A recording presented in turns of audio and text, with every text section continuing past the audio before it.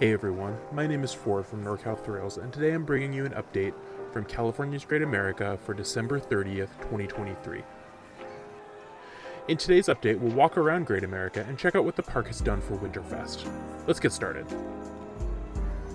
Like we usually do for events, let's walk around the park roughly clockwise and see what the event brings us. Let's start with the entrance area. As we enter, the first thing that we can see is again the ice skating rink that takes over the fountain area. Guests can rent a pair of ice skates and skate around the rink. As always, I love that the park has a Zamboni for this event. Like last year, at the plaza behind the carousel, there's a stage and a massive tree which has a tree lighting show once a night, in addition to the cool Yule show a couple more times during the night. Like you can find in a lot of these areas, I caught some walk-around characters in the main entrance plaza taking photos with guests.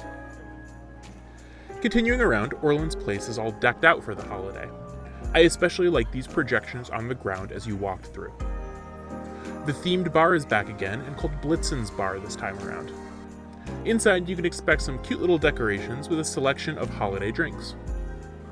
Continuing the theme, there are a couple of stands throughout Orland's Place serving drinks and snacks, including hot chocolate. We again have Mrs. Claus's kitchen set up where families can decorate Christmas cookies for an extra fee. Near Flight Deck, we see our favorite trolley and stage set up for the Holly Jolly Trolley Show. In addition, the building near the stage becomes the North Pole Postmaster, where kids can again write letters to Santa. Next up is Tinseltown, the All-American Corners overlay. I think this area is my favorite of the ones since it's so beautiful all throughout. From the ride lighting to the entrance bridges to the stages, it's all great. Speaking of stages, the Mistletones return to the area to perform their show. Merle's celebrates its first Christmas overlay and it looks great. Like we mentioned earlier, there were also walk-around characters in this area interacting with guests. After Tinseltown, we get to Candy Cane Lane, which takes place in front of Mass Effect. The main decorations in the area are these massive candy cane lights that guests walk under. And then, like the park does for most events, there are some props to take pictures with at the entrance to the closed South Bay shores. The next area we come to is Planet Snoopy. Again this year, guests can go to Sally's Christmas Crafts to make some holiday crafts.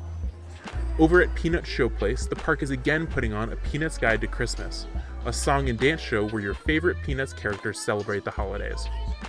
Over in the Planet Snoopy Annex area, we see a new food stand set up, as well as the Charlie Brown tree lot again, where kids can run through a little tree maze and find Charlie Brown's sad little tree.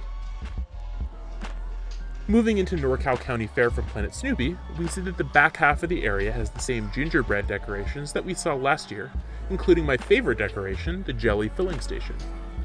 All of the little facades look great, and some of them even have walk-around characters to take pictures with. Continuing around, Grizzly gets a new Merry Christmas entrance arch to go along with the huge lines the night I was visiting.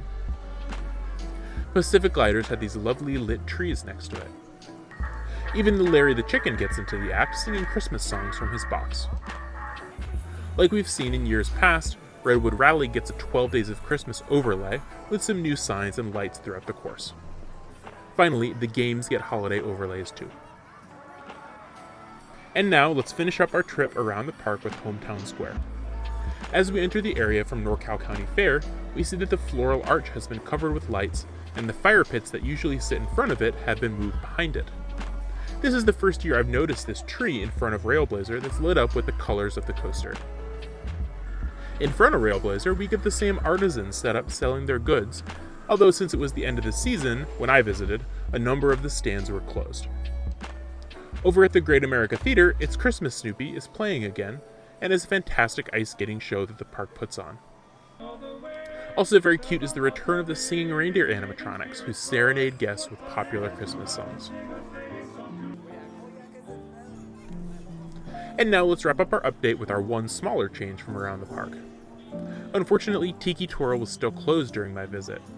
Hopefully it just needs some more love and care that the off-season can bring it, but I wouldn't be shocked to see a retheme that would make it fit better with the area of the park it's in, but we'll see.